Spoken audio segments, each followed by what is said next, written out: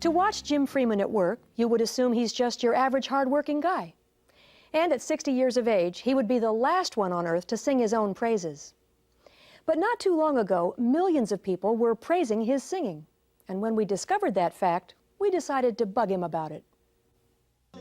In popular music, the Five Satins tune "In the Still of the Night" rose to #2 in the pop charts, even ahead of a newcomer by the name of Elvis. You're in a church basement recording it, you know, and you just never think something like this was going to happen. But the record shot off the charts again. You're on a national level now. And the next thing, they started calling me about booking us. You know, one little uniform that my mother had stitched together and all with an S on it, you know, for satin, you know, stupid stuff, but what do we have?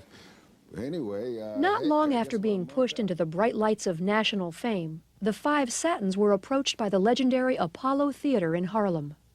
Then a mecca to all striving black musicians, nearly all of today's legends have passed through its hallowed gates. The first time we were at the Apollo, there was Bo Diddley, he was headlining. There was Little Richard, and yeah, it was scary. We didn't even have pictures to put on the marquee, you know. They had a blank place where the Five Satins was, so they had to rush us downtown New York to the studio, and that's when we took that picture up there. That was the same day we're starting at the Apollo. The Satins never expected to appear at the Apollo or to top the national charts. They began by singing in the halls of their high school and at friends' parties. Personally, Jim would have been fine with just that. We just wanted a record. You know, if I just took it home and nobody else seen it, I'd just play it over and over. I would have been satisfied with that. Or play it for some, you know, some little girls that might come by the house or at a party or something, but no, not in my wildest dreams did I think anything like this would happen to us.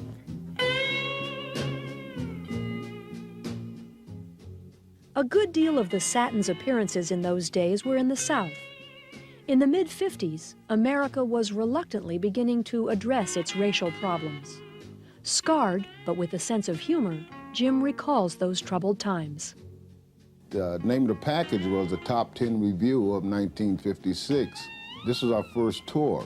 This one white fella would sit up there behind the bus driver. Anyway, we made our first stop, and he asked us for our orders. You know, and you got Chuck Berry and people like, give me a cheeseburger and fries and onions or whatever. He's sitting in there, air-conditioned, eating a steak, and comes out and gives us, the entertainers are, who's got the hamburger, who's got the fries. That was his sole job, you know. He didn't do nothing else. Jim has seen incidents like these diminish during his lifetime. And now in 1998, instead of suffering the disrespect of a confused nation, Jim has been honored for his achievements as a musician and for his contributions to American music history. When the call came in, she said, "Are you the Jim Freeman that sang with the Five Satins?" I told her yes. So she says, "Well, I've been trying to contact you, and you're being inducted into the Rhythm and Blues Hall of Fame."